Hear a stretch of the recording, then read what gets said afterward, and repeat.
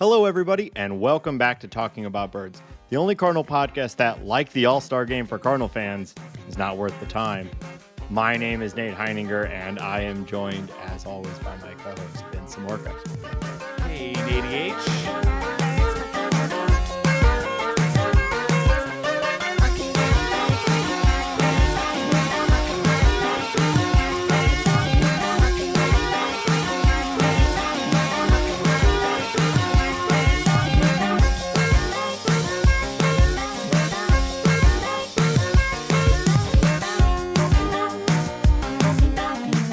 If you have an idea for the opening bit, text or leave us in a voicemail at 848-48-BIRDS.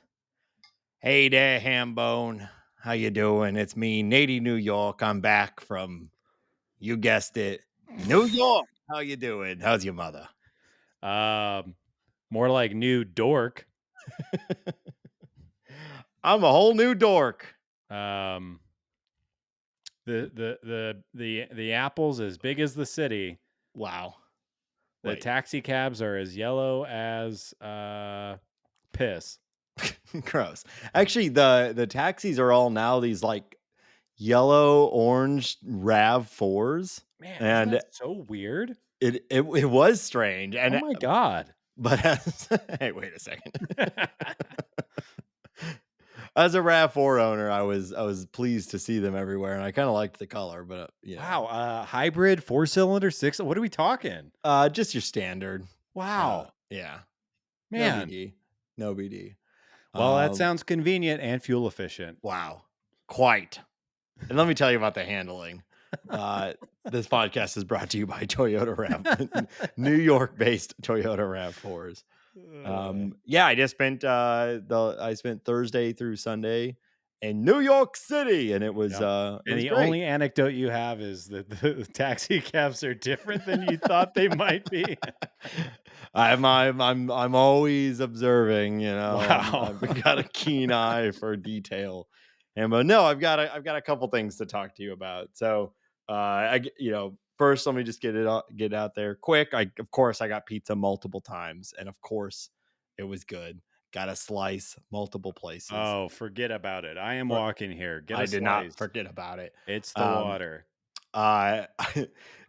We've done the I'm walking here joke a lot on this show, and 3 times I heard other pedestrians lament that they have not heard anyone say, "Hey, I'm walking here," while being in New York City. Yeah. I have seen it one time in my travels, and it was incredible. I was with my lovely wife and a couple of friends, and we squealed as we were crossing the street and we heard somebody say it. It's like seeing a unicorn. Yeah, well, just hearing other tourists say like, "Why haven't we heard? Hey, I'm walking here." Yeah. Frankly, was quite disappointing. Yeah. Yeah, it's hard out there. But probably the most interesting thing we did, and this tale has a couple twists to it that I think are pretty interesting. We'll see. I guess you can be the judge here. But one thing Molly and I do a fair amount when we travel is we will, if it's available, we like to go to like one of the local cemeteries.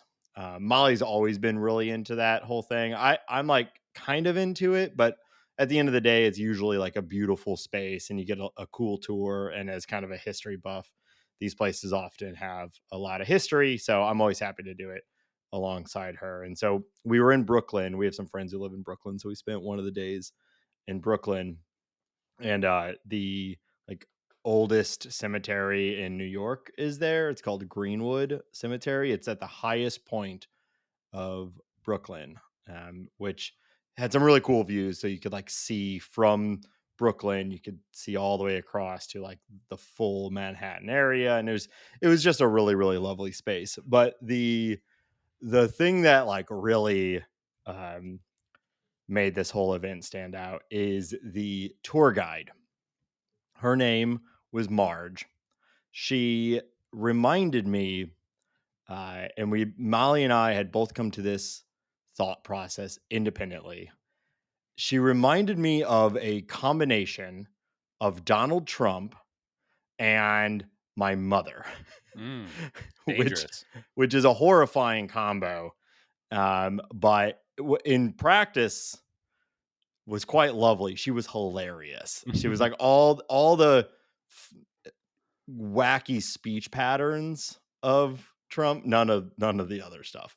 But she was the tour guide and she spoke like the entire time in this like nonstop stream of conscious type thing as a tour guide, which is a hilarious combo. She was like 5 foot tall, had blonde bangs, a big ponytail, and she wore these big, thick black sunglasses. And she had one of those little microphone, like Britney Spears things with a little speaker In on the her cemetery.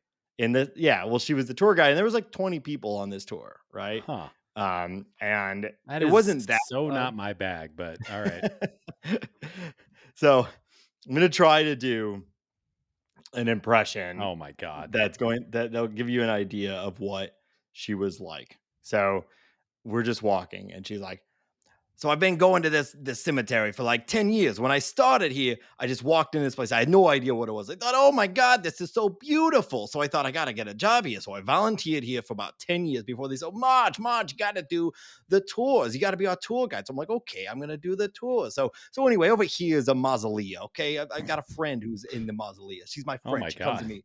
She's my friend. She says, Marge, I'm gonna die. I'm sick. I'm gonna die. My husband, he hates me. My family, they hate me. They're gonna throw my ashes in the trash. I don't know what to do, Marge. When I die, they're gonna dump me. They're gonna throw my ashes in the trash. So I said, Marge, you gotta help me. So I says, I'm gonna help you. I'm gonna help you. And I got her a spot, got her a lovely place in this mausoleum. Her ashes are there. I put a lawn chair there. I go and I sit and I say, well, oh my friend, you were so young. Why did you leave me? I miss you so much. Why did you leave me?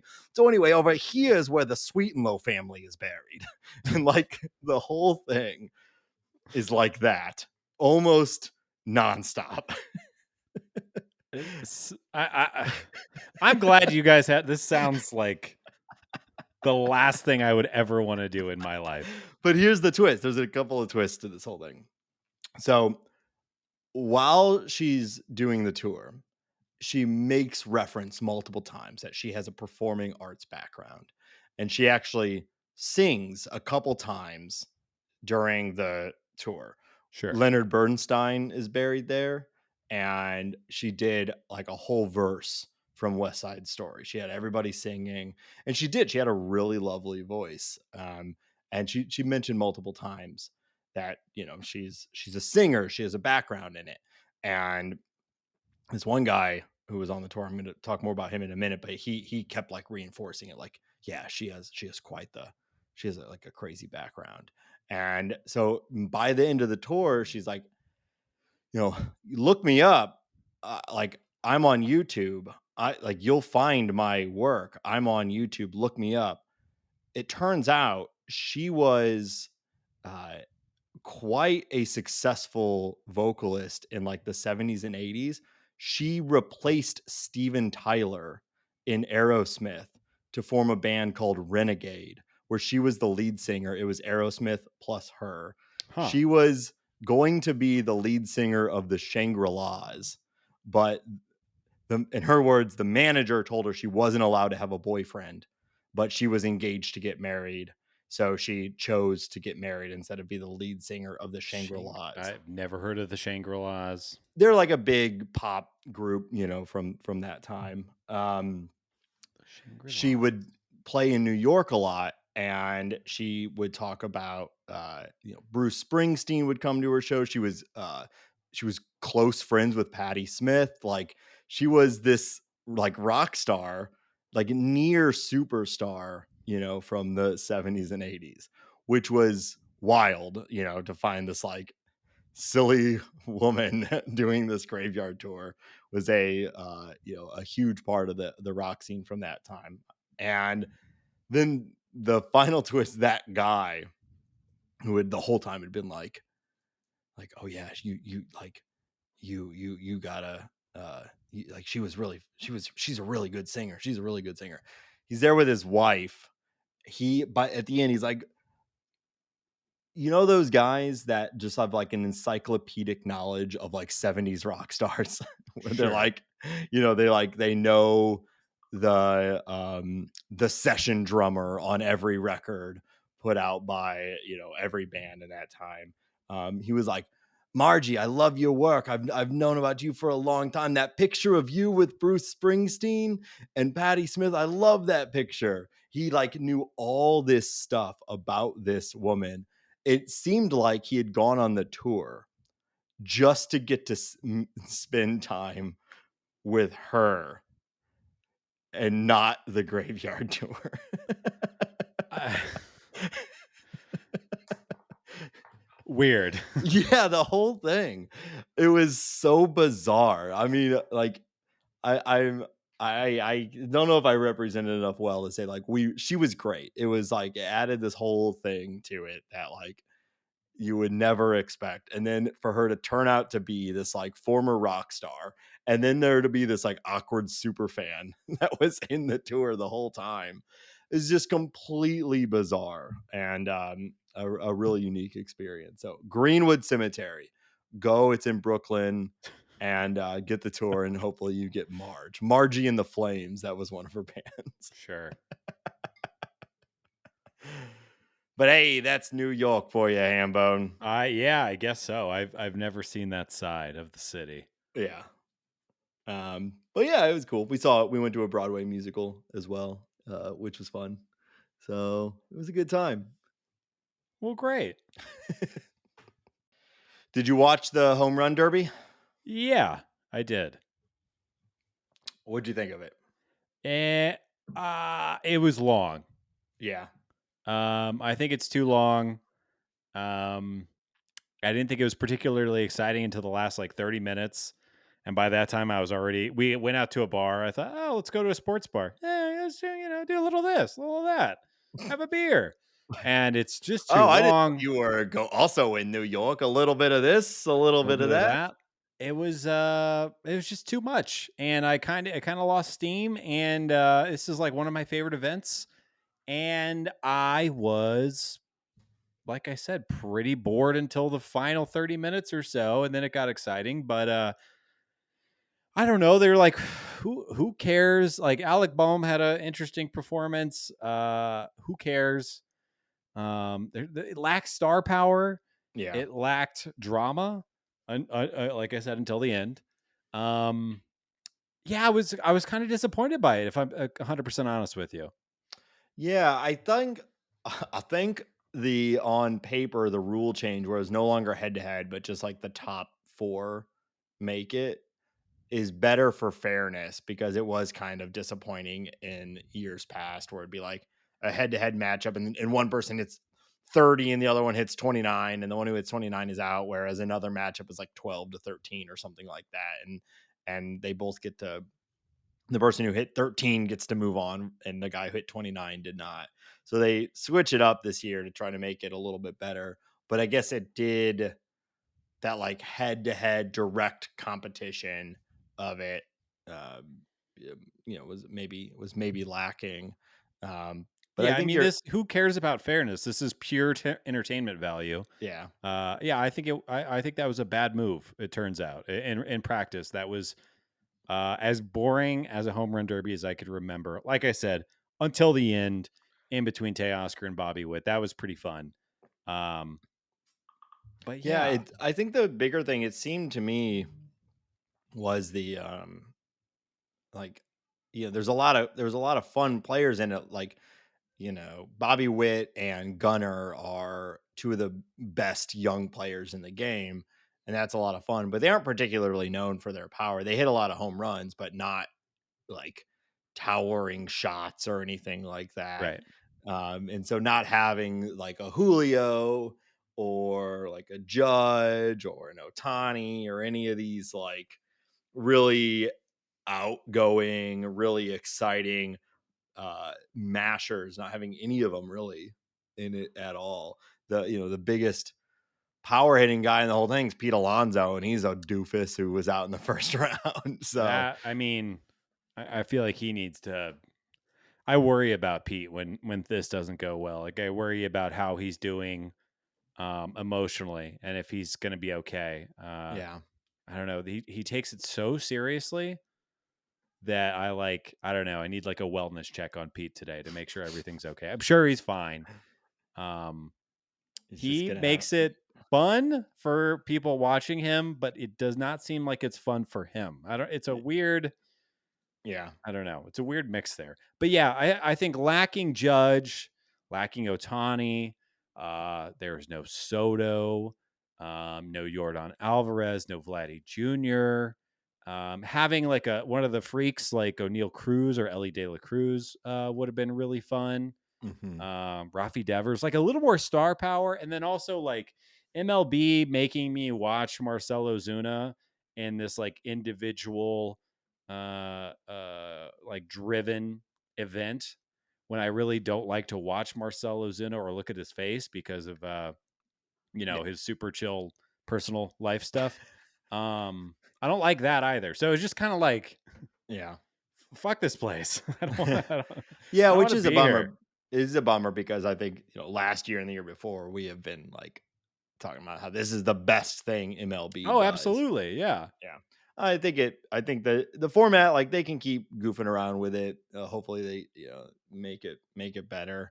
But yeah, I think it is that star power. But it is tricky because, like, a lot of guys talk about how it's like this huge major max effort thing, and they don't want to potentially go in and blow up their season right in the middle of it by doing something like this. So I don't know why this year they couldn't get it, and they haven't had too much of a problem in the previous Yeah. years.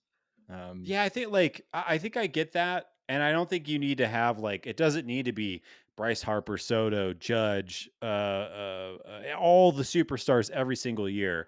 But like I think we really felt that they're like not even a Mookie, not obviously Give he's me hurt, a but Mookie. there was just no you know there's just no star power. Like who's the biggest star in the home run derby?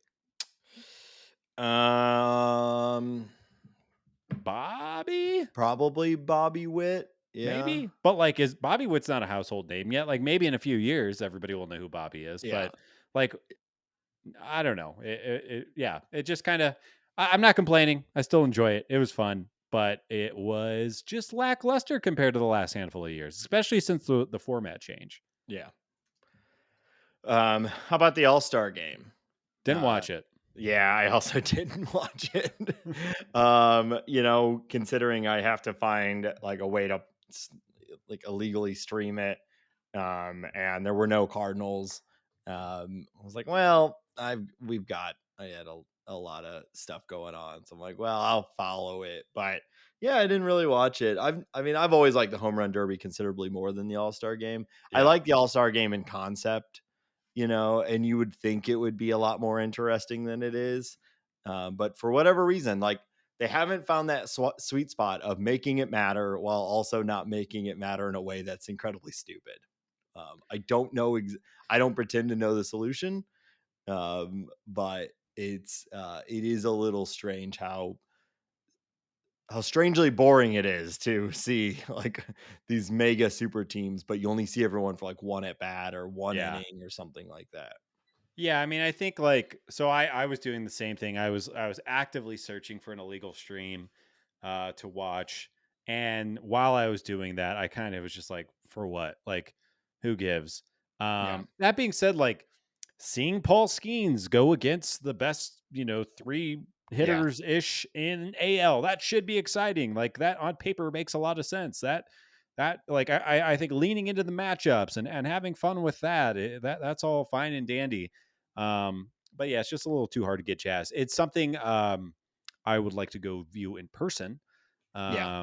And I've had the pleasure of doing that, and we'll hopefully do that again. But yeah, I think as a TV product, like I guess the player access is kind of cool. Mhm. Um, Well, I think but we're yeah, also pretty biased in a way too, because I've really enjoyed it in the past, and it seemed to be directly related to the amount of Cardinals that are in the All Star game. Like, I'm a fan of baseball. I watch non Cardinal games a lot, right. but like I certainly, for something like this, an exhibition game that is about celebrating the players on the team, it's just a lot more fun when there's Cardinals there. Like the All-Star game where it was Nolan and Goldie are in the Yeah. corners, and you've got Yachty behind the plate or something. He's all decked out in his like full platinum or full Right. gold gear. Like I really enjoyed watching those. So I think for this year, for me at least, just to being like, well, Helsley's the only one, and he dropped out or He backed walked out. the red carpet though. He did. Wow. Wow. I mean, you gotta That show up man and show out. that man can wear a suit. Yeah. But yeah, I didn't really watch it either. So Yeah. uh I what did I do? I watched Curb Your Enthusiasm, nice. and I know I've been talking about it a lot on the show. Maybe not on the show. Maybe just you outside of the show. But I made some homemade Dole Whips and ate Yeah, a we Dole Whip. we we did talk about this on the show. How many of these are you making a week? I've been on a kick recently. Yeah, this is the second time I think in 3 weeks that you've told me about your homemade Dole Whips, They're pretty and I good. will again contest that it's not a Dole Whip. I think it's a bin whip, and I don't want to hear about these Oh, bin I'm whips sorry. anymore. Yeah, what did we call it? It is a whipped pineapple dessert. Yeah, So I was I just crushing don't on my trust your quality control in the same way that I trust a random cart in the St. Louis Zoo. you know, you've said a lot of mean things to me on this show, and I've dealt with a lot of your bullshit, Uh huh. but the line has been drawn. Hmm. Go fuck yourself. Present to me a Dole Whip, a handmade bin Dole Whip, bin I hole think whip. you're just trying to get me to make you one, and I will never do that. We'll see. You just want a special treat, I don't think you? you're gonna. I think you're gonna make me a special treat. I Nadine wants a demand you make me special a treat. special treat. All right. Maybe. We'll see. I'll be seeing you relatively soon. We'll Yeah, see in if just a few maybe I'll warm weeks. up to the idea. Yeah, I demand a special treat. Uh, what I did follow Oh, was the Nady ML, New York's got enough time to follow a little bit of baseball. little bit of baseball, the draft. The Cardinals had their highest pick in something like 25 years Wow. on I think a JD Drew was the last was it pick that was in the top 10. nice. And how did that one work out? Pretty I good. mean, pretty good. Yeah, Pretty good. I think you'd take that again. Um, Yeah, he's like this a draft, Hall of Very Good, right? Like he's obviously not he isn't a Hall of Famer and his window is up, but he's a very yeah, good player for many years. yeah, you could, and teams have done consistently far worse than drafting JD Drew in the Yeah. first round. We would all be ecstatic if the player the Cardinals selected this week or this year ended up being a JD Drew. Um, Yeah, Nate. wow. So this year's draft class has been an interesting one. It was not as hyped as last year. No Um, Skeens at the top. No Dylan no, Cruz at the top. yeah, yeah, but still, a pretty good class in its own right. A pretty offensive forward class, but like the Cardinals pick, there wasn't really much like this guy can do it all at the top, like Right. a defense and offense, but pretty offense heavy, top of the class. So let's start with the Cardinals pick, and then we can just talk about the rest of the draft later. Um, the Cardinals with the seventh overall pick took a man not afraid to pander to a crowd, JJ Weatherholt. Do you think that was pandering, or do you think that was just him being him? I don't know. I don't know enough about him, but the draft's in Texas and he walks up in a cowboy hat and like a old-timey, cowboy looking suit. Um, I know he's from like was it Tennessee or Kentucky or something like that. No, And he he's from went to West. Baltimore. Is he from Baltimore? Yeah. Okay. I know he went to West Virginia. I thought he Yeah. was No, from like okay. from Baltimore. He's a Ravens fan. We confirm that. So I don't know if it's pandering or whatever, but it was funny. It doesn't really matter either way. I don't But know. I think he's like, I'm about to be a millionaire. Let's go. yeah. I'm gonna wear a bolo tie tonight. Ben, what do you know about JJ Weatherholt? I don't know a lot, but I do think the Cardinals may have gotten a steal. You know, depending on how whose prospect ranking or draft ranking you look at, some people are saying that this was the best kid to get in the draft, and for various reasons, he fell to St. Louis. I think one of those main reasons that he fell is because that he was dealing with some hamstring issues in the spring, meaning that he did not get to play a full season. But going off the scouting grades, his hit is a 65, power 50. And remember, if you're not familiar with this, a 50 means that he will be a major league average at this. Anything above that is exceptional. Below that is worse.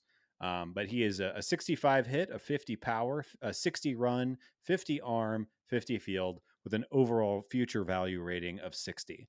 And that is to give people context. That's Jordan Walker territory, Mason better than Masyn Winn territory. It is very likely that JJ is either going to be the best or the second best prospect, and the Cardinals starting like today, as as Yeah. soon as possible. It also seems very likely that he will play affiliated baseball this year, which is very exciting. Probably once all the paperwork is signed, the deal's figured out, would not be surprised if it reports to low A or high A, somewhere around there. Maybe starts in double A. He was playing in the Big 12 conference, which is pretty high level college baseball. So this kid is pretty close to being baked. Like Yeah. I I would put his timetable at 12 to 18 months of being in the big leagues. And Yeah. I think Cardinals fans should be really, really excited about this. I think that his ability to hit is his driving tool, which I think is really really exciting. And I think the only thing to be not super excited about is that he does not have like a slam dunk defensive home. This guy is 100% a shortstop, anything like that. Could be a second baseman, could be a third baseman, fringy shortstop. Maybe he moves to the outfield.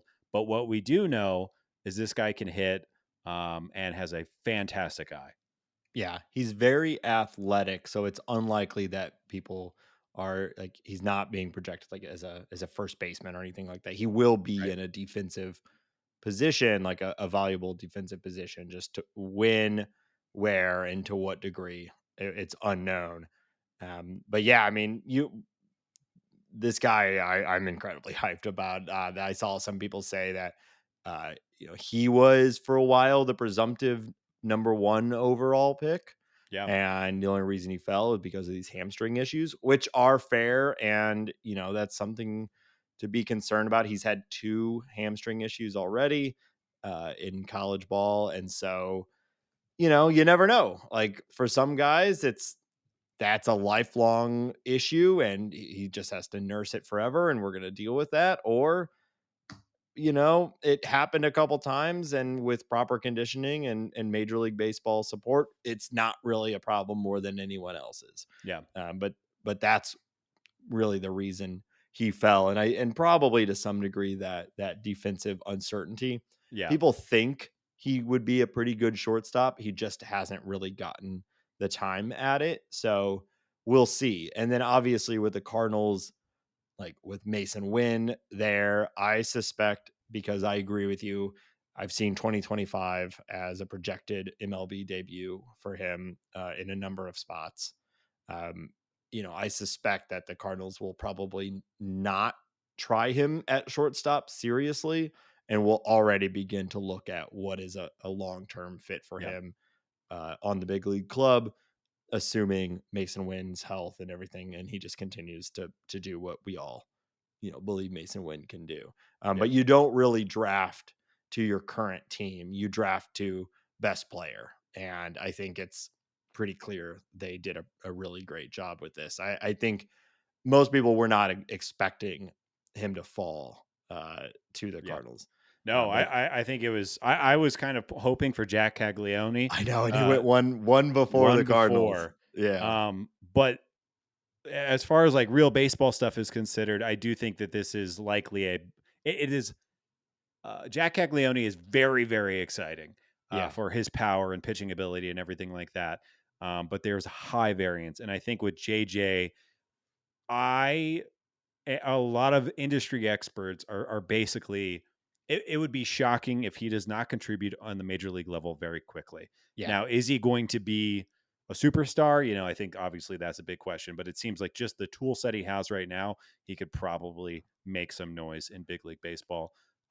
Something I do want to hit on in 2023, he was fully healthy. He was 20 years old, playing in the Big 12.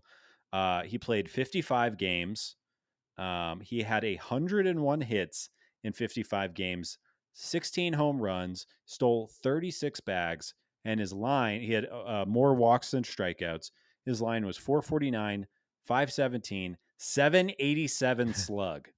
Pretty good. Um, and then last year, in 2024, again playing in the Big 12 with West Virginia, only 36 games because of the injuries, and he still had over 1,000 OPS with again almost double the walks to strikeouts. So I think like if that is a diminished version of JJ Weatherholt, then I can't wait to see him fully healthy, rocking and rolling, getting all um, the benefits and nutrition and training that the big league, the major leagues offers. I think I think he's going to be great. I'm very very excited. Yeah, I've quoted this guy a number of times on the show, but a fantasy baseball writer who I really like. His name is Michael Halpern. He does he does prime projections for the draft guys. So saying like that if he hits his prime, this is what it could look like, and he projects him at a 290 batting average with 21 home runs, 26 stolen bases, and a near 500 slug.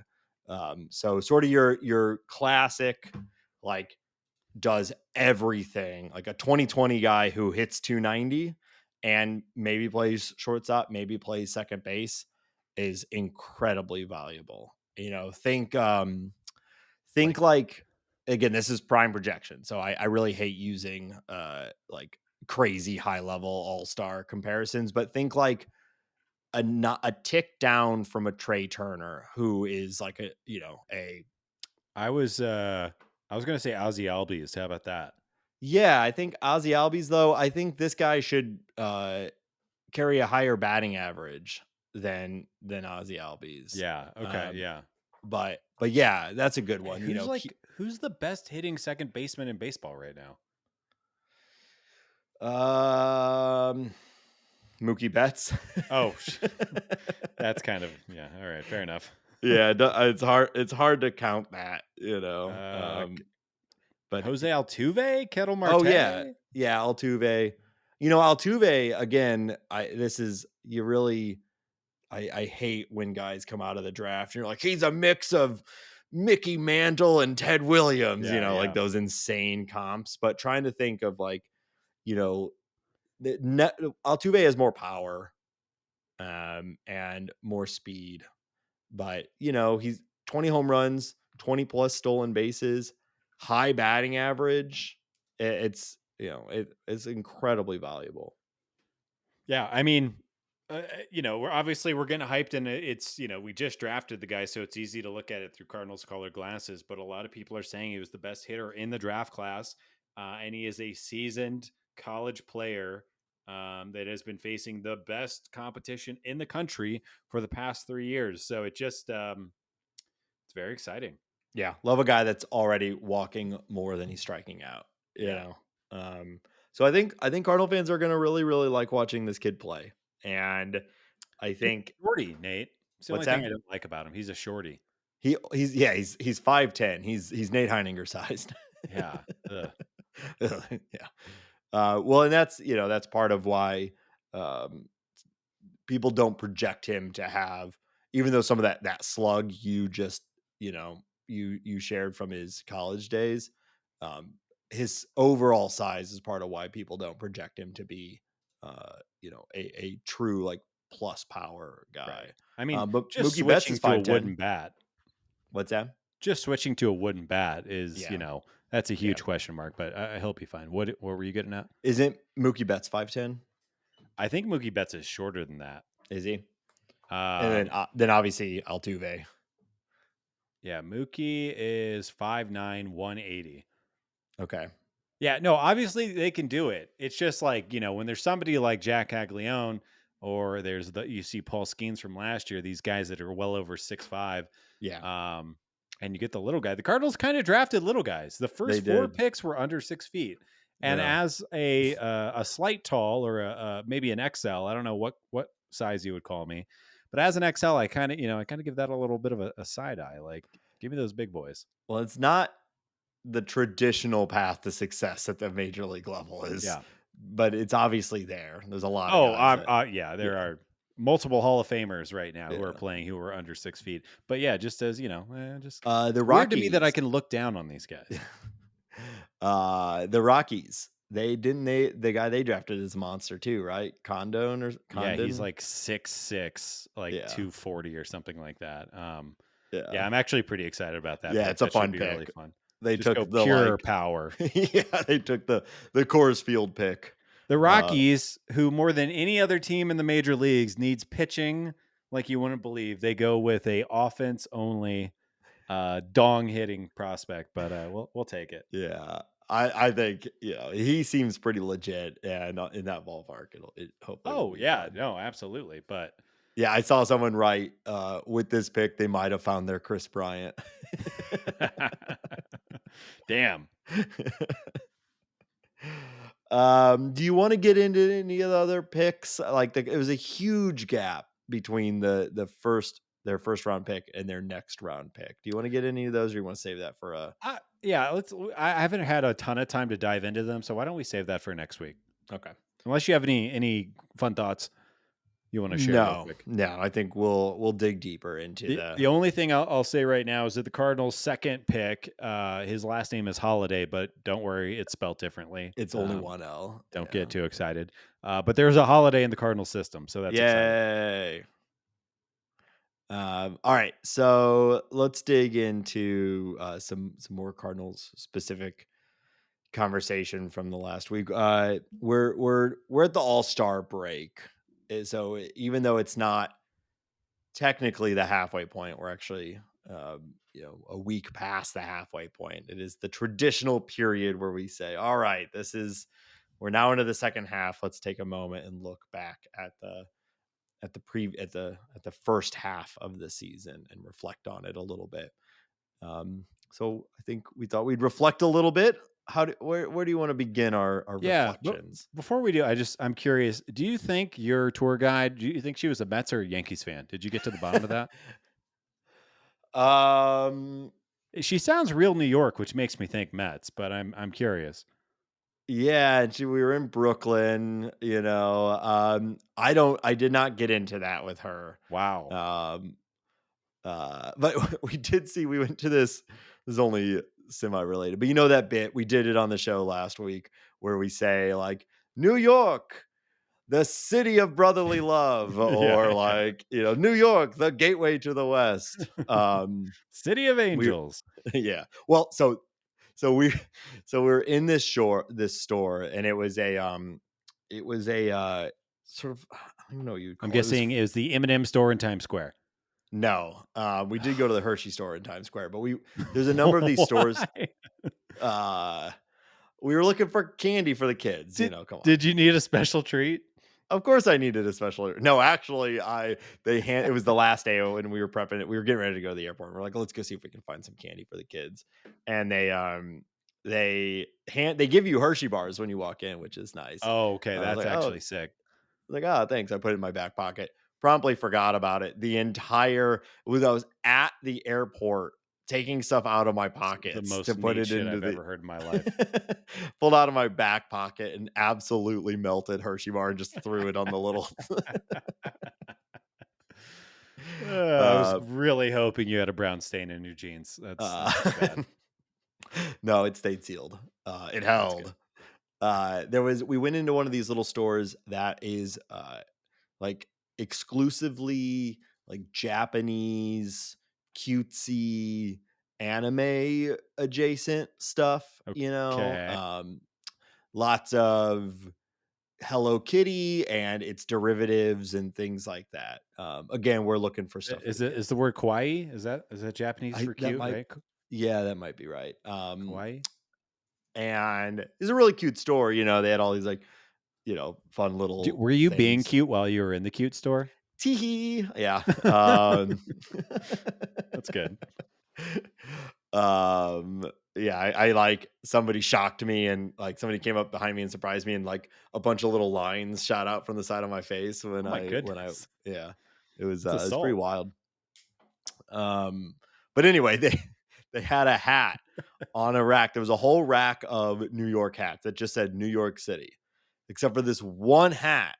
It said Chicago, the city of angels. Did you buy it? It was too small for me. Ah, I was going to buy. I was like, I this is my hat now. And I put it on. I got a picture of it, but it was too small for me. I've got a large head, so I got to have a like.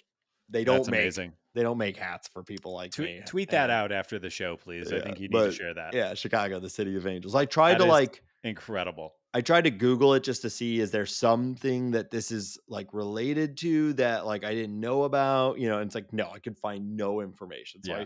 I really think it was like a misprint or like, one of those things where another country like they think they're making Sure. something, Just put English text and we'll just make it put work. English text on Yeah. a thing and sell it, and it's like, "Oh my god, it's the bit." I And also not only that, but the fact that it was double wrong and then was also for sale in New York is amazing. yeah, and it was the only one. I looked around for other sizes. It's the Wow. only one. Chicago, the city of angels.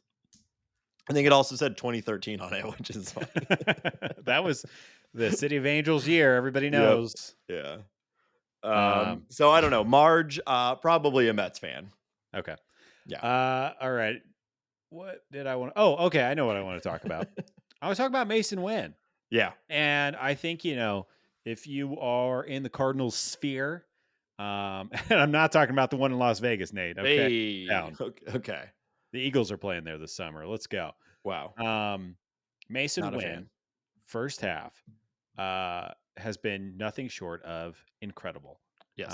And I think we all know that. But again, what I was saying in the Cardinal sphere, I think maybe we're like, yeah, he's good. Of course, he's like helping the team and everything like that. But to put it a little more context, Masyn Winn is, depending on what metric you want to look at, is essentially in the lead for NL Rookie of the Year, which kind of blew my mind. And I think I was just not looking at the rookie leaderboards because it's like, who knows who's going to win? There could be anybody could come out of anywhere and do anything. It's not something I really pay attention to. But before we got on today, I learned that he is leading all of rookies in the National League in FWAR with 2.2.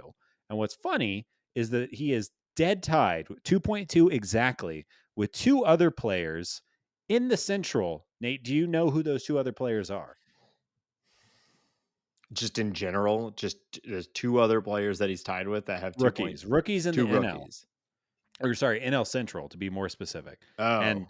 this answer is on the outline. So if you've already read it, you can stop acting and we can move forward. No, I mean, I know I did at some point, so this memory might be coming from that, but I don't remember like the name specifically. I'm gonna say Joey Ortiz. Joey Ortiz of Milwaukee, and the other one is Michael Busch of the Cubs. Isn't that funny? That is funny. I would not like Joey Ortiz has been very good.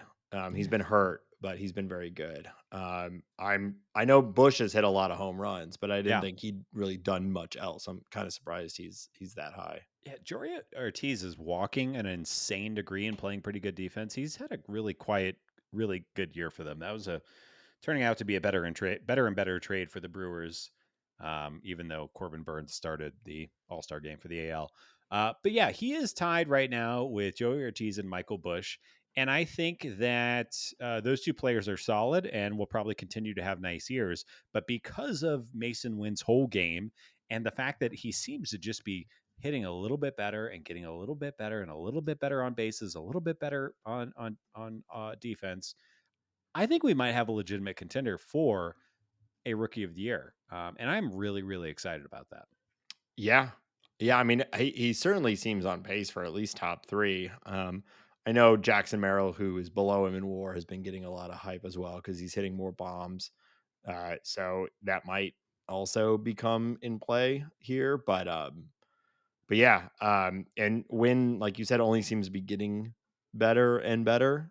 So if he like so 2.2 WAR in roughly the first half, that's on pace for 4.5 WAR. Yeah.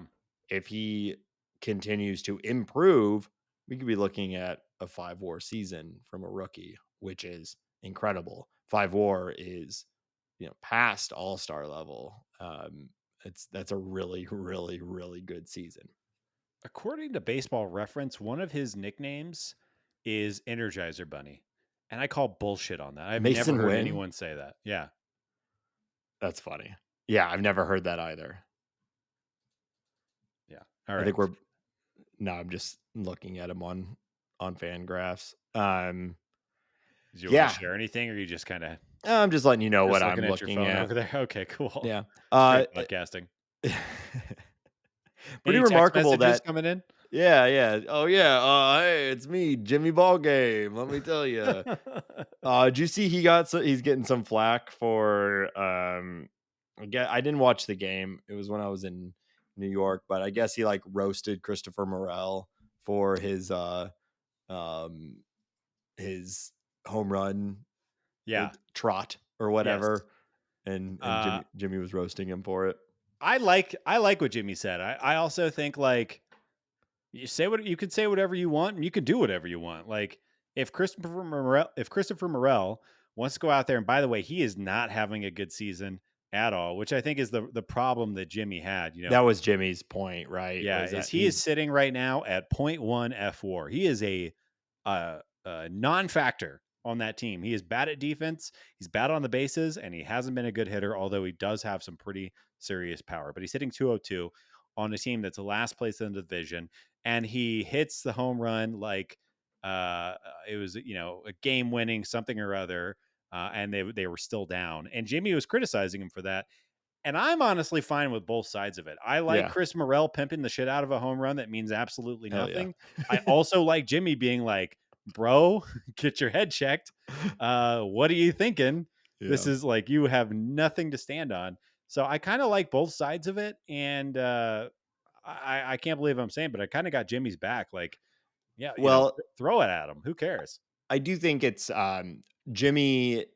Like I'm always my default is to question everything he says. But I think you're right in that it is a fundamental different argument though than the one that I think drives most of us crazy.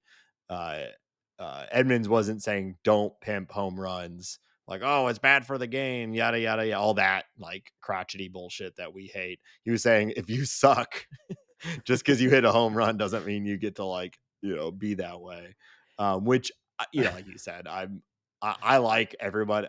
I think Yeah, hit a major league home run, fucking cartwheel down to first base, do whatever the hell you want. It's like right. sounds I seems awesome. I'll do the really stupid thing of putting myself in Christopher Morel's shoes. I don't think that I would do it if I'm still down by like 3 or 4. Yeah.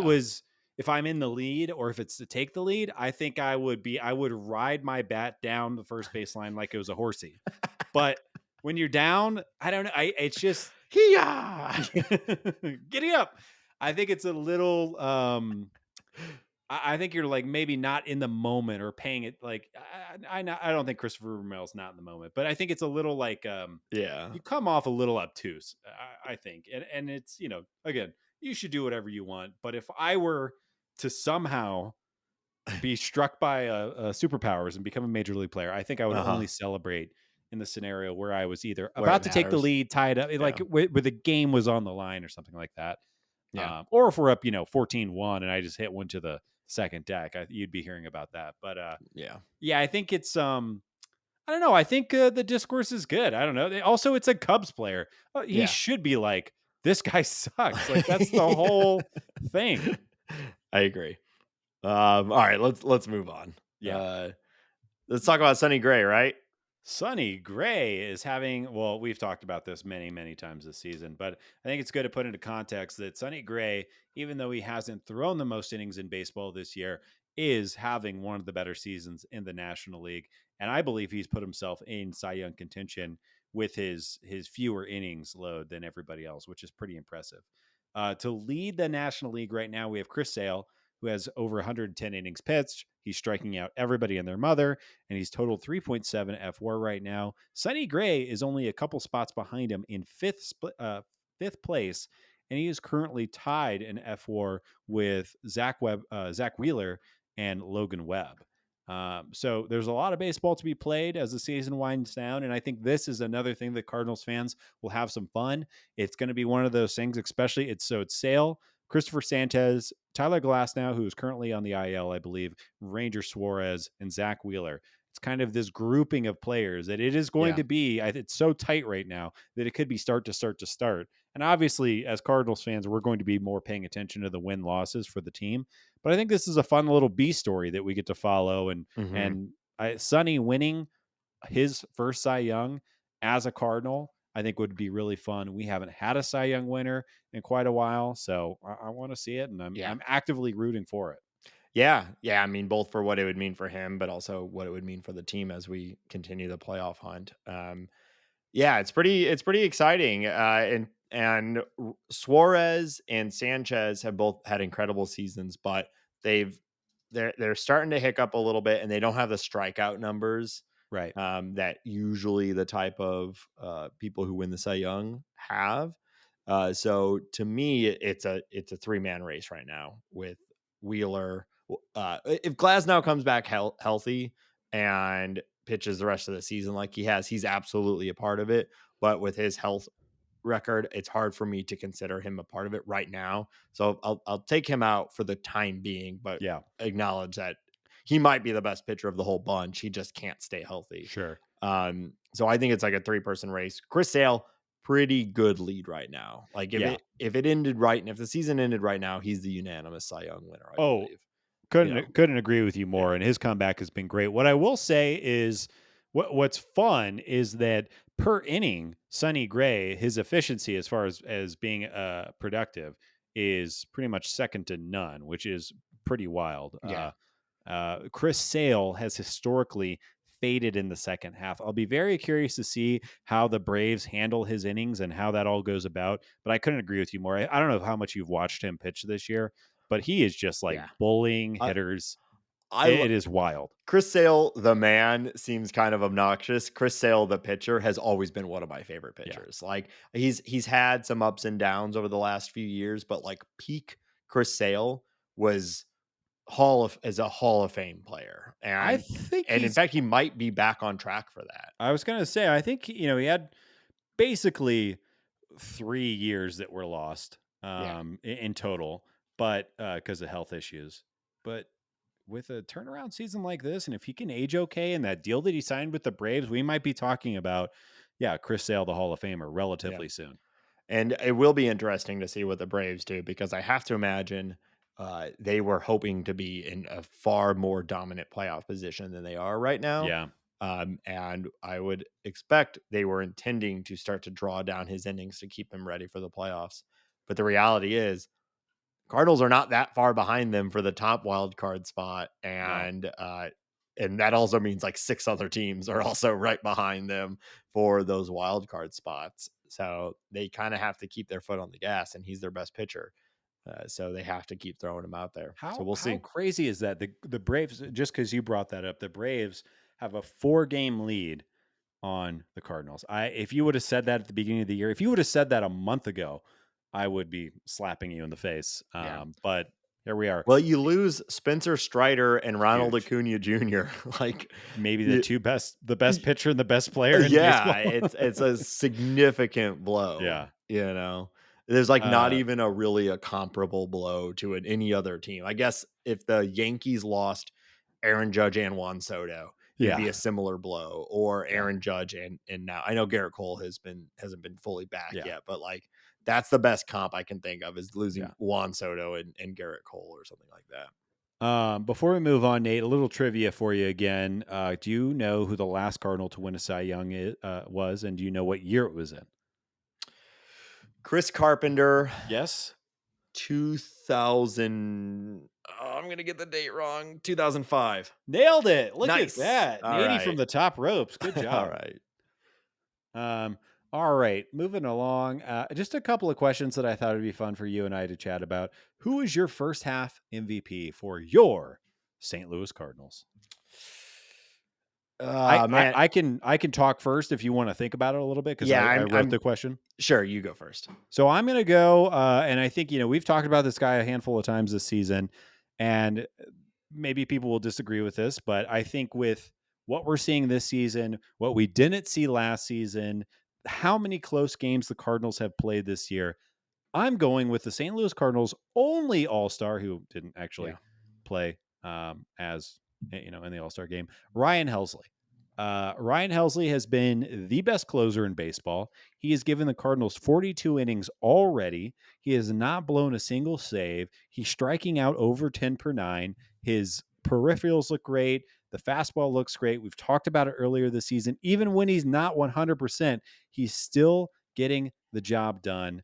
I don't know where the Cardinals would be without Ryan Helsley and his ridiculous performance for the first half. I'm giving my award to him. yeah. I think it's kind of a three-man race, and it's the three guys we've talked about today: Ryan Helsley, Sonny Gray, and Masyn Winn. Right, and I think I gotta go with the guy we just talked about is Sonny Gray. Yeah, Like for everything we just discussed, and the biggest problem the Cardinals have had in the last couple of years has been consistent quality starting pitching. They finally spend the money and they go out and buy one of the top free agent pitchers on the market. Now, caveats and caveats. He's older. It was only a 3-year right, deal, right. et cetera. But at the end of the day, the Cardinals went and got Sonny Gray, and he's been nothing short of expectations. Like if not exceeding them, frankly, Yeah, he's been incredible. And I try to imagine what this team would look like with what we know the alternatives would have been for Sonny Gray, and it's a fundamentally different team. And when we are currently in the position to talk about a wild card game or series for the Cardinals, I'm incredibly excited about having Sonny Gray. Uh, he puts them right in line with any other team in baseball in yeah, that wild or in the NL, for that series. The Cardinals will likely have the best pitcher on the mound in the first game of a wild card series if it were to happen, right now. And that's just somewhere we haven't been for quite a while. And I don't think it can be overstated how yeah. important he's been. So I agree. Like obviously Ryan Helsley, like great pick. But I gotta Oh, go Sonny thank Gray. you. Say And another nice thing about me.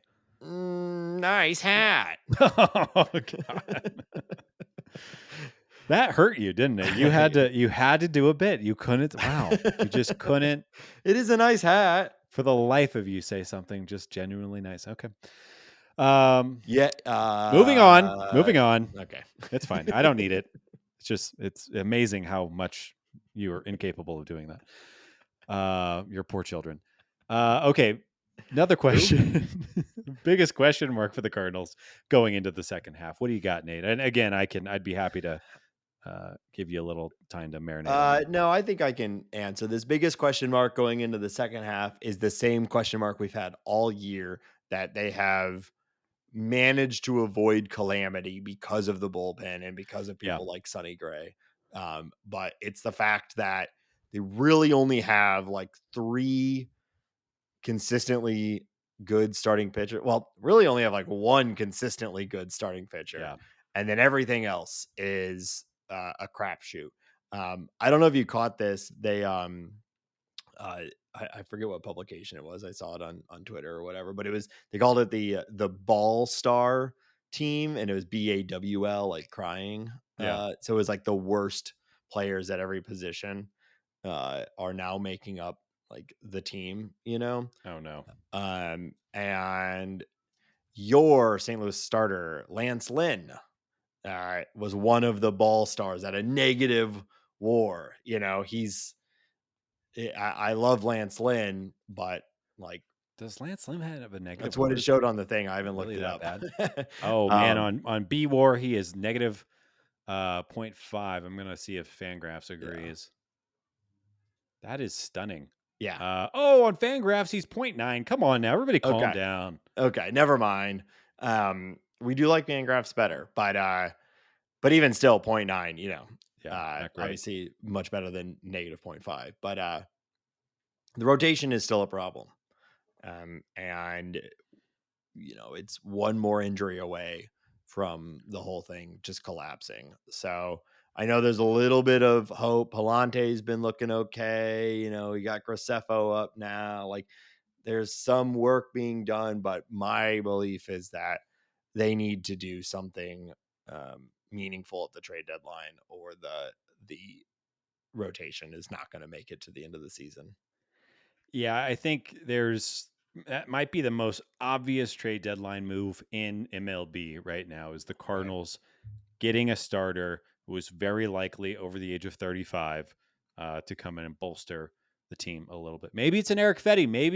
Maybe they'll impress us a little bit. Maybe they'll go above and beyond. I think I agree with you. That is the biggest question mark going in. Just to be different, I will call out another one. Actually, there's two other ones I have on my mind. One is the outfield rotation. I'm not Yeah. ultra concerned with that. It just is not clear to me and doesn't make a ton of sense. Dylan Carlsoning his freaking face off all season. I don't know what to think about that. But I'll pick on Goldie and Arenado. I think for this team to be taken somewhat seriously. Those guys both have to start hitting above major league average. And that's really all I'm going to ask for. They end the first half with Paul Goldschmidt has an OPS plus of 87. Nolan Arenado sitting right on the line with an OPS plus of 99. I think they need to get that over 100. I think that's the biggest question. If Hmm. that doesn't happen, it's very hard for me to imagine this team being anything other than just a team that has bounced out in the first round of the playoffs. Yeah. Well, I keep going back to it. They are a negative run differential team, and it's not like they're right around zero. No, they Last are I not haven't even looked close. I haven't looked at it since in between after the Cubs series. But I It's they know. have 398, 398 runs scored against 436 runs allowed. Their Yeah, Pythagorean record is 44 and 52. Their actual record is 50 and 46. yeah, they are negative 38 Yeah. on run differential. And for context, the Milwaukee Brewers are plus 79. Ooh, Um, that is quite the delta, my friend. Yeah, and the Reds, who are in 4th, but only 3.5 games back, are plus 38. Yeah. So, run differential's not all, but it's a pretty good representation of, are you scoring more runs than you're giving up? And they are not. Well, And that is because they've kind of struggled on both sides of the ball. But because their yep. bullpen is so good and they're getting a little lucky in one-run games, they are where they are now, and it is what it is. The record is what it is. They are in a wild card spot. Nothing really matters in the past. All that matters is what happens next. But you can see, like, this is not a complete team. This team is kind of struggles across the board, but has enough to win games more Um, often than not right now. you want to hear a sobering number if you're a Cardinals fan? I think we've brought this number up a couple of times on the show in the past, but simple rating system is a stat that Baseball Reference uses, and it's kind of their like little weird in-house thing. But it's essentially run differential plus strength of schedule. So it gives you like a Hmm. really basic number to kind of rate your team. The best team by this metric in baseball is the New York Yankees. They have a 1.1. The worst team is the Colorado Rockies. They have a negative 1.7. The Cardinals are sitting in third to last in the National Oof. League with a negative zero point 0.4. So that doesn't tell everything because obviously the Cardinals record is much better than that, but it Yeah. does give you an idea. Again, that strength of schedule and run differential combined. Um, it's not a great look. No. But as I just said, the record is what it is, right? Yep. So if Can't take they're those wins away from us. they can't, no matter how hard they try. Nom, nom, nom, nom, nom, Um, nom. and if the Cardinals can make a meaningful move at the trade deadline, if Goldie and or Arenado can truly return to even a version of their former glory, the Cardinals are in a great spot. They could seal up a wild card spot. They are not that far back from the Brewers. There's still plenty of baseball to play. So the optimist in me says it's kind of crazy that they're in a playoff spot right now. We're super lucky. And this team has underperformed pretty much all year, but they still have a winning record. So put the foot on the gas and see where it goes. And then the playoffs are a random championship generator. You never know. If Nolan Gorman is the Nolan Gorman we got in May and then parts of July when we go into the playoffs, you got to feel great about the Cardinals, Yeah. right? If it's the Nolan Gorman that we got in June going into the playoffs, oh no, right? But I the, I I still think that there's a chance that we're going to see in-game Mosaic like that. I have one foot out of the door. I'm gonna let it rip for a minute. yeah, I really now I have no evidence to let me think that he is going to push in. I have no evidence to think that he is going to make it happen and use the prospect capital. He's going to pull a Dave Dombrowski and go get the guy to win the championship. But there's this little birdie in the back of my head saying maybe he'll yeah. do it, and then he'll give us all the middle finger on his way out on a championship float and ride off into the sunset. What a storybook ending. Wow. He rips off his bow tie. He Mosaic flipping opens us up all his off. seersucker suit. There's another seersucker suit on underneath that one. He takes that one off. And then double birds at everybody. Peace out. uh, ultimately, y'all can go fuck yourselves. And he's got a big ass diamond ring on his Hell finger. yeah. That's the John Mozeliak we need. That would, That's the Mozeliak we deserve. we do. Yeah, I agree. We deserve that as a fan base. All right, let's move on. We're pretty deep in at this point, so we're going to talk about the upcoming series and some more stuff. But before we do, we want to remind our listeners that this show is listener supported by listeners just like you. If you want to support the show, its existence, and the effort that we put in to bringing it to you every week, 125 weeks in a row. Oh I know. Consider my God. joining the Patreon, patreon.com/ talking about birds. You can join patrons like our newest patron, Philip G. Thank you, Philip, for joining. We What really up, Philip? appreciate it. Patrons of every level get access to our private Discord server. It's called the Bird Score. That's where we're running our fantasy baseball league. I'm still in a tight fight for that last playoff spot with you, Yeah, you son of a bitch. eat it. Um, I've got to defend my title, but it's not looking great. I need a Rosarena to be good. But anyway, you also get access. Subscribers at a higher level get a free T-shirt, and we've got all sorts of fun and cool stuff that you can get if you sign up. So again, patreon.com/ talking about birds. If you can't join the Patreon, what we would ask is just take a moment. Only takes a minute or two. Pull your phone out of your pocket right now. Do it right now, unless you're driving. Pull over, get off the highway, and just pull out your favorite podcast platform and leave us a review. Takes Hand your phone to a passenger. They can drive. They can do it. hand the steering wheel to a passenger, and they can do it. Yeah. I assume you all drive those cool cars where you can take the steering wheel off. Take off the steering wheel, hand it to your passenger, and then get out your phone. And did your Bulbasaur car? Could you take the steering wheel off of it? It's the only way you can get my fat ass into it. Nice. Um, Ben, where can people find us online? Otherwise, Nate, I'm so glad you asked. You can find us on Twitter at Talk About Birds. We are on Instagram as well at Talking About Birds. The show is available on Spotify or YouTube if you want to listen to us there. We have a presence on TikTok. You can come look at our faces on the TikTok and share us around and I don't know, what do you repost, retweet, redistribute free. our faces on TikTok. We would really love it if you did that. You can email us questions, thoughts, concerns, criticisms, um, travel advice to Sure. talkaboutbirds at gmail.com. And as always, you can call us and leave a voicemail or send us a text message to 848 birds. That's 848 482 4737. 848 birds.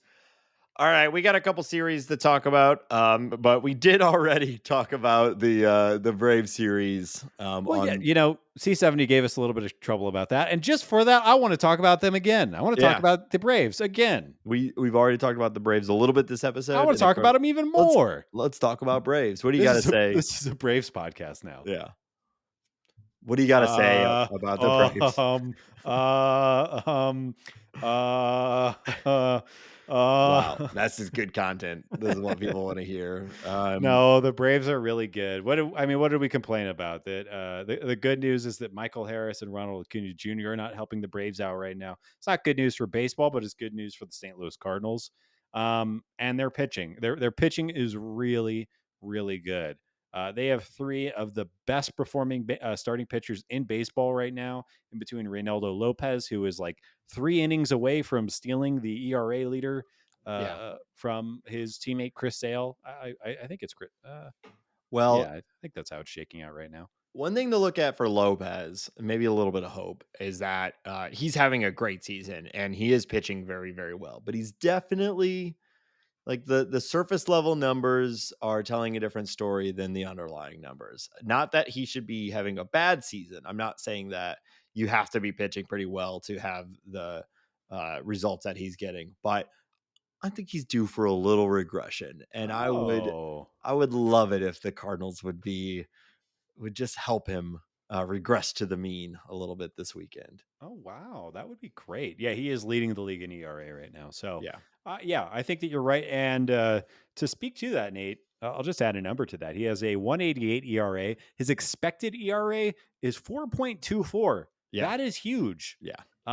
So yeah, let's open that crack up and shove a bunch of runs into it. Got worse.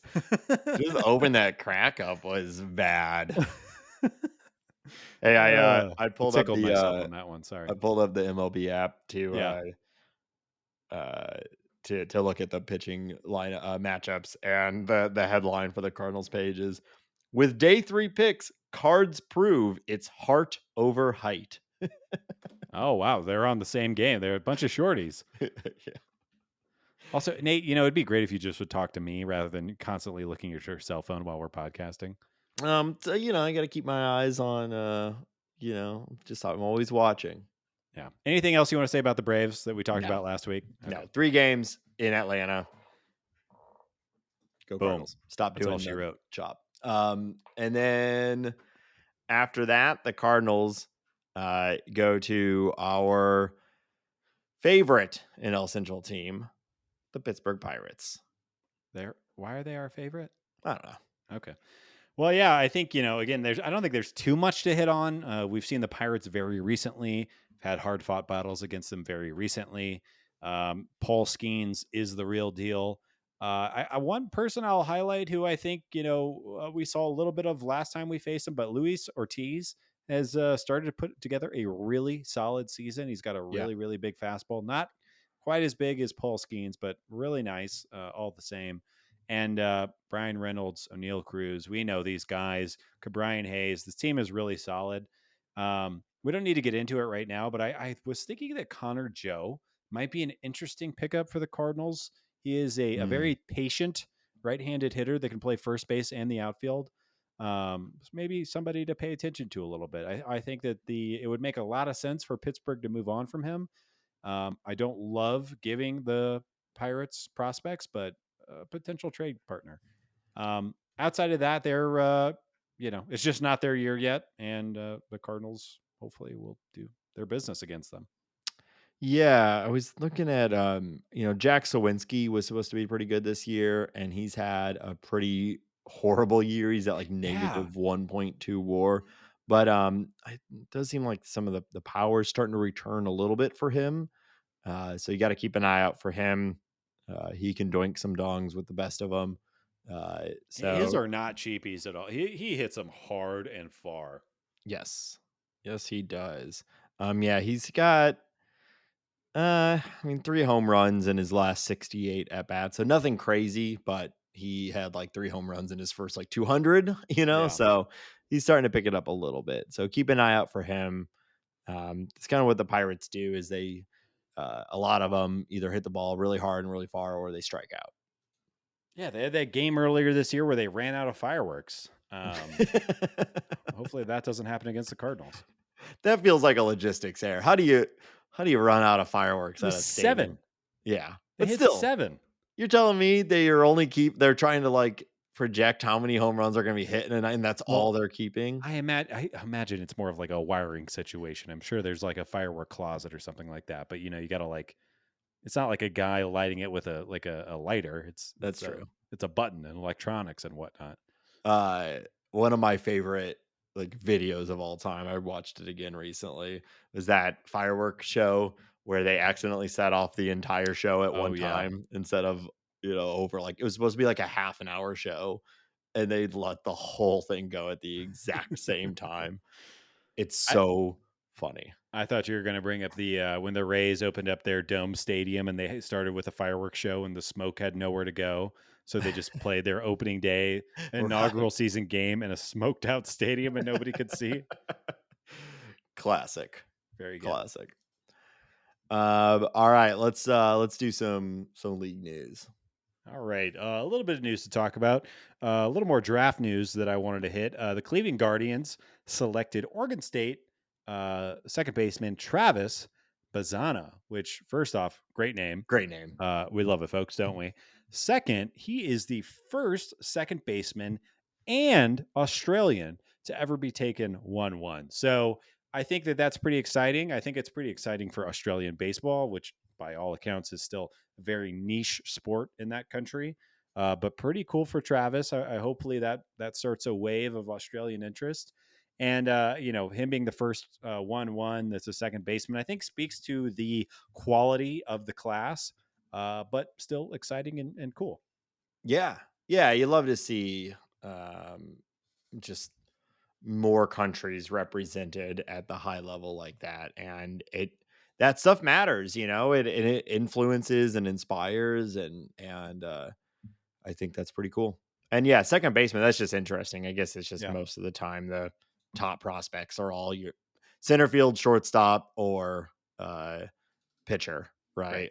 Um, every once every once in a while there'll be like a just a absolute slugging Yeah, like first base type guy, but rarely do you see people even drafted as a second baseman. I remember when they drafted Colton Wong, there was like discussion of, there's worry if they're already a second baseman, then are they actually going to be first yeah. base at the major league level? I think Colton could have played shortstop. We watched him for a lot of years, and I think he could have picked it at short if they needed him to Probably. at that time. In like a Um, in like a Tommy Edman kind of way. yeah, yeah. The Mariners are in agreement with a player who I'm super excited about. His first round pick. I cannot say his last name, so I apologize. His first name is Durangelo. His last name is Sagente, I I think. think it's Syngente, and Singente. yeah, like I love just cool names, and I've never seen JNTJ concurrently. JNTJ. Yeah. It's JNTJ, not easy, but I believe, yeah. So, something Sagente. like that. Yeah, He is a switch pitching starter from Mississippi State. He's a little undersized, but this guy throws mid 90s from the left and the right side. Seems to have pretty good breaking stuff. His stuff is a little better from the right side, and says that he basically picks based on the hitter and the swings that he's getting. He picks what side he gets to throw from. It seems like we have a possibility of a legitimate, whether he's a starter or relief pitcher or whatever, but a guy that can actually maintain some production pitching from both sides, which I couldn't be rooting for more hard. I want yeah, this so bad. Um, and I recommend look for some video of this kid. It is incredible. I don't know how it seems impossible. An athletic achievement like this seems impossible, and this kid makes it look really, really easy. I'm very excited to see what he does. It's cool stuff. Yeah, and in case you're curious, from my understanding, the way it works is the pitcher has to declare first Like if he's going what against a switch side they're hitter. gonna pitch from Right. per at bat, and then they have to stick with that for that at bat. Right. So he can't be up there like switching back and forth, going lefty, going righty, Like one pitch one, one pitch the other. Yeah. yeah. No, that's not And allowed. then and so in the event too that the hitter is a switch hitter, because that's how it works for them too, right? They Right. declare what before they it's the pitcher first. So the pitcher will Yes. say, I'll pitch left, and then the hitter selects. So because this has occurred in professional baseball, never at MLB level, at least I don't think so. Not No, it outside has. of There was a guy. I'll maybe look it up right now. some gimmicky sort of thing. He was a reliever that was just not very good, but he was with Yeah. the Blue Jays and the A's. Okay. Let me see. Keep talking, Nate. Yeah. Vamp like you did last time for me. I just think that's interesting too, just the gamesmanship of switching back and forth and declaring first. And if you have a switch hitter, do you make them so he's better as a righty. So would he rather pitch as a righty against a switch hitter, knowing they get to select and would take the split advantage, or does he go lefty? Knowing they're not as good at hitting against lefties. I don't know. I think all that's very fascinating. Pat Vendetti. Pat Vendetti. Okay. Remember him? The name is familiar, but He was not very good. yeah. Okay. But that doesn't matter. He did it, and he did it. He totaled a minus .02 WAR, and pitched 72 innings in the big leagues, and was doing it switch. So Cool. um, there are ones and twos of these guys. It's pretty exciting. Yeah. All right. Last piece of news during the All-Star break, Rob Manfred announced that he is eyeing a 2026 schedule for full-time move to automated strike zone system. Manfred says that he hopes it can be tested next season during spring training. Hmm. So that is the most concrete news we've gotten I as actually far as did not. I missed that. This is the first that I'm hearing this. I think that it was going this way, but I hear it confirmed. It seemed very likely. But we'll get to see it very soon. Not later or early in 2025, how we like it. And, assuming that goes well and they get the data they need to, it'll be here. So it's coming. The death of the catcher, the end of baseball. It's right around the corner.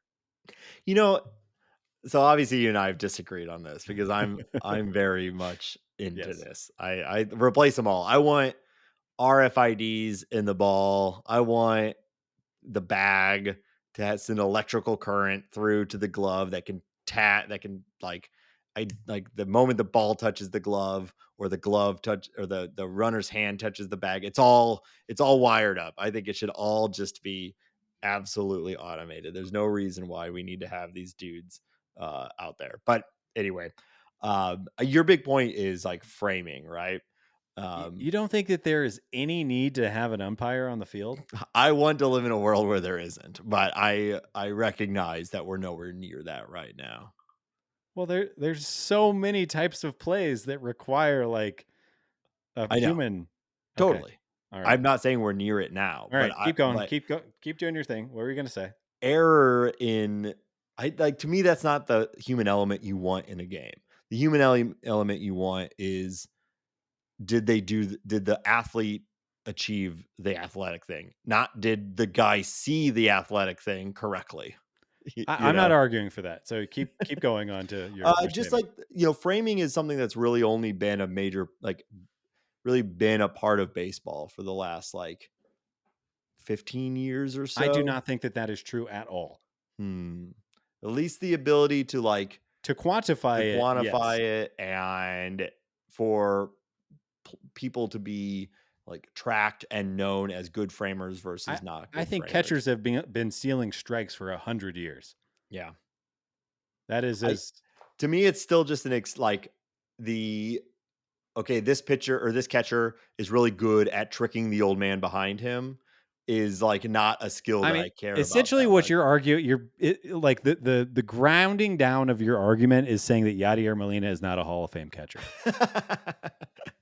because of everything that he does What a behind the straw plate. man. That's wonderful. That Yeah. is not a straw man. That would take away all of his defensive value, except for his catching and throwing, or except for his throwing, really, which would essentially make all catchers just a DH that has a gun behind the plate. Like they completely devalues The their. ability to block, control the run game, call a game, all of these They things don't are call still games anymore.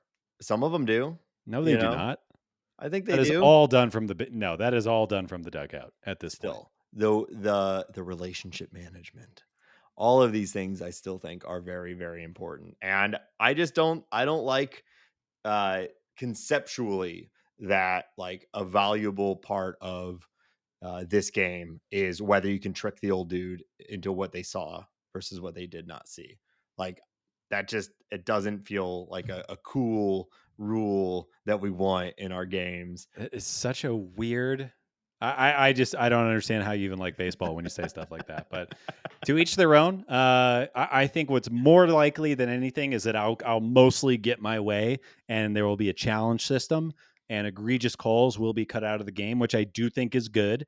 And I think that the value of a catcher and a pitcher being able to expand the zone over a game to move to play their game, I think that that will continue, and you will not win your argument, at least in the short term. I think you'll probably win in the long term, which I just think I'm is always playing the long game. just is too I'm a bad. Benny Gesserit. Wow. I'm talking about generational change here, Ben. Okay. Yeah. You'll be dead, and the game will be ruined. It's for the good of the game. All All right. right. God, yeah. Yeah. I don't understand why you are the way that you are, but you are. Let's end it with a game. Okay. All right. I've got a chart here. So we're going to play I've got a chart. another How about you? we're going to play another edition of Who Charted. Wow. Ben, what I have in front of me is a list of total pitches thrown over 100 miles per hour in the pitch tracking era. Okay. So that's 2008 to present. All right. And the pitchers with the most in the same time. So we've Okay. got two lists: teams total, most pitches thrown over 100 miles per hour, and then the individuals who have done it. Okay. So I thought we could tackle this individually. Um, what do you want to guess at first?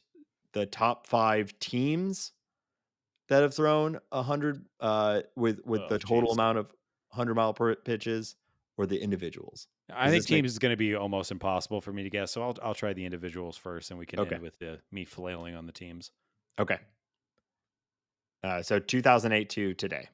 I'm going to say Aroldis Chapman is number one. Yeah, and it's not even close. So he Yeah. has 3,672 pitches Wow. over 100 miles per hour. That is insane. Yep. He's still doing it too. He hit Yeah. 104 against the Cardinals this year. Yeah. I mean, obviously, not a fan, but I mean, he might be Hall of Fame too. You It's know? incredible. Yeah. Yeah, not a fan either, but you can't argue the physical achievement. It's just Yeah. staggering. Okay. After that, I kind of want to go with homeboy, Jordan Hicks. I mean, he's thrown a lot of pitches over 100 miles an hour. I just don't know if he has the longevity. So I'll say Jordan Hicks. You got it. He is number 2. Number two. Okay. 1,680. Damn. So That's less than half of Aroldis Chapman. yeah.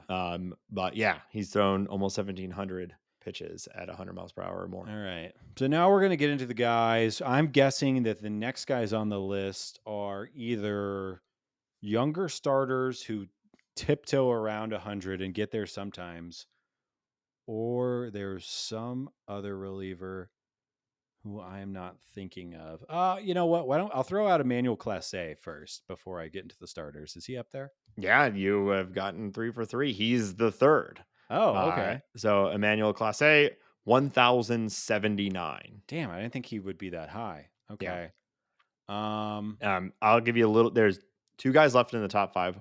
One is still active. One I don't believe is active. And after those top, I think. Well, I don't want to say anymore. one is still active, one is not. That's fascinating information. Um, Shohei Otani, he doesn't really break 100 that much. Yohan Duran is a 100 breaker, but he has not been super healthy or around all that long. Um, Andres Munoz regularly sits over 100 miles per hour. Mason Miller obviously does, but he's only been around for 1 second. I'm gonna go Yohan Duran. See if he's on that top five. I feel like you just Googled the list. Yes, he is actually number four. Let's go. So you've gotten one, two, three, and four. Uh, is with 1,002. 1002. Yeah, Okay. he has not been around super long, but almost every pitch he throws is over 100 miles per hour. I So guess that goes a it long way. it adds up. Yeah. All right. Um, Um, I will say the last one. It's a pretty big gulf yeah. again. Those top four were the only four over 1,000. Okay. And this guy is no longer pitching, but I will tell you, he was a reliever. So my mind goes. I'm worried that this guy is too far back to be before the because I can't really remember how long his career was and when it was specifically. But I want to say Joel Zumaya because he was coming up throwing triple Mhm. digits. And then, if I remember correctly, he got an injury from playing Guitar Hero and was never the same, which is insane. Um, I don't feel super confident that that is the answer, but I'm going to say Joel Zumaya. He is number 6. So Damn. you were right there. Damn. 537. Okay. 537. I do I get another guess? I'll give you one more guess for the sake of time. I'm thinking about Doval from the Giants because I can't think I can't picture in my mind's eye if he's really getting over 100 that often or around that. Let me rack my brain for a second more. Okay, I'm looking at the teams. Pete? I will remind you that this guy is no longer pitching. Oh, he's So no longer I pitching. will Oh, tell you thank you, Doval is on the list at number 10. but not okay. Um, Okay, yeah. no longer pitching. That does make it more difficult. Who is no longer pitching but used to throw a hundo? Oh man. Um, These guys don't often have a high shelf life. yeah, yeah. It's Chapman, almost like it's bad for your body to do this. yeah, Chapman is a freak. Yes, he really is. Man, I am struggling, Nathan. I want to say, oh, I will give you man. one more hint if you would like. Yeah, I'm blanking right now. I need a little love. He won a World Series with the Kansas City Royals Won a World Series with the Kansas City and Royals. was there for their other. He was a key part of their back to back. Greg Holland is coming to mind, but I don't think he ever threw 100, did he? No, no, it's not Greg Holland. Uh, Famous I- Cardinal, Craig yeah, Holland. that was fun. Ian Kennedy, he threw close to that, but I don't think he got that high. Oh, it's going to be really obvious who I'm missing here. Yeah, I don't have a good guess. I'll just say Ian Kennedy No, and take the L. Kelvin Herrera. Oh my God. Yeah, Wow, I completely forgot about Kelvin Herrera. yeah. I thought you would say Ryan Helsley, who is number 7 on the list. He's at 522. He's just so not available that Yeah, I wasn't going to count on him. yeah. So the list going down: Chapman, Hicks, Clase, Duran, Kelvin Herrera, Zumaya, Helsley, Jose Alvarado, Camilo Duvall, Felix Bautista, and then it's almost exclusively relievers. Most of them still going today. Hunter Green is on there. Hunter Green was Um, on my mind. Degrom is on Yeah, there that makes sense. at 318, and Joe Kelly is on there at 308. Oh, Joe Kelly was not on my mind. Yeah. So you've done the players, and they are uh, good hints at the Yeah, right. teams. So top 5 teams. The top 5 teams. So I think we have to go with the Reds just because of Green and Aroldis Chapman being there for so long. So I'll pick on the Reds. They are number 2 Number at 2, 2,415. 1,415. Um, okay, I feel good about that. I also want to say the Yankees, just because they've had some bullpens that have been just ticking around 100, and they have Mhm. Garrett Cole who can tick around 100. And I feel like through pure volume, since 2008, that they might be high up there. So I'm going to go with the Yankees. And they had Chapman. Yeah, So you are right, the Yankees are number 3, number 3. 1,652. Okay. All right. Philly, no. Atlanta, no. Well, the Mets had, I mean, all of those starters who were getting around there. Just again by pure volume, I'm kind of thinking Mets. Although Miami, Sandy Alcantara, he was flirting with that. This is a tough game. I'm gonna say Miami is on the list. Miami is like 11 or Oh so damn. with Okay. All right. 767. 7. Okay. Um. All right. But only 767. That is like there are Mhm. individual pitchers who have just completely outpaced that. Yeah. I Okay. I will say that, yeah, like number Joan Duran, who's thrown 1,000, would rank ninth on the list Just by himself. just by himself. That's wild. Okay. Well, I mean, it feels like I should pick the Minnesota Twins then. Trying to think, have they had anybody else who throws that hard other than Joanne or Duran? No one I can really think of. All I can think of when I think of Twins pitching, I just think of changeups down, Mhm. striking everybody out. Um, Tampa Bay has got some weird flamethrower. I'll go with the Minnesota. Let's get this game moving. They're number 6. Damn it. It is funny. Duran has thrown 1,002. The Twins have thrown 1,060. Oh my god, yeah. So that is Yeah. a Yeah. low performance from everybody else. All right. I want to move this along. How about Tampa Bay Rays? I feel like they got all kinds of flamethrowers coming out of nowhere all the time. No, the Rays are near the bottom. They're like 24th with 332. Oh, Velo's overrated, maybe. Uh-huh. Well, Um, I'll tell you something interesting.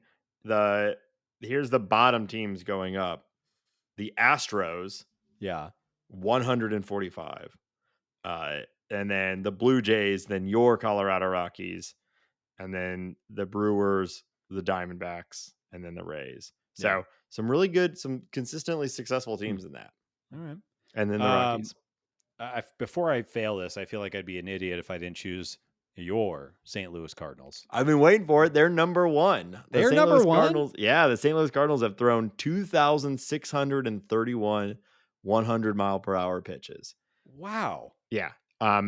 If you think about it, they have both Hicks and Helsley top Yeah. 10 on this list. Right. And I know not all. I think this was this list was as of like a week ago. Yeah. But the vast majority of Jordan Hicks 1,680 was with the Cardinals, and Yeah. then all of Helsley's, and then um, we've had a few flamethrowers come through the bullpen. So yeah, Damn. Cardinals All right. number 1, 2,631. Well, there we go. So you've gotten the top 3. I'm going to give you one more guess, and we're going to call this. Final guess is going to be the Pittsburgh Pirates. Maybe just this year with Aroldis and Jones and Skeens. I'm sure there's other people I'm forgetting, but I'll do Pittsburgh Pirates as my final guess. Pirates are 10th at 802. You missed the Royals, Okay, and then at one, Kelvin. Kelvin and whoever else, and then the Tigers. Um, Zumaya Oh, being Verlander probably. Verlander, peak Verlander, Yeah. Scherzer. Yep. You Yeah, he got know, around there sometimes. sometimes. So That was tough. Okay, cool. yeah. But yeah, the main reason I even did that one, other than just we all love to talk about velo, is the Cardinals are number 1. They've thrown the most 100-mile-per-hour pitches since 2008. It's like a Damn. pretty fucking big sample size. Yeah, that really is. Yeah. So, all right. Well, that'll do it. Baseball comes back finally on Friday. The All-Star break is the worst. Just no real baseball for 4 days right in the middle of it all. Come I on. know. What am I supposed to do? Yeah. have we talked? There's probably time for another episode, but the mid-season tournament that some leagues are starting to do now, that's like Yeah, we've inspired talked by. about. Yeah, I think that would be a better use of the All Star break. yeah, I think like U.S. versus Mexico or U.S. versus DR or something like that yeah, would be really like a fun. mini 3-game series, World something like Baseball that. Classic sort of thing. Yeah. Yep.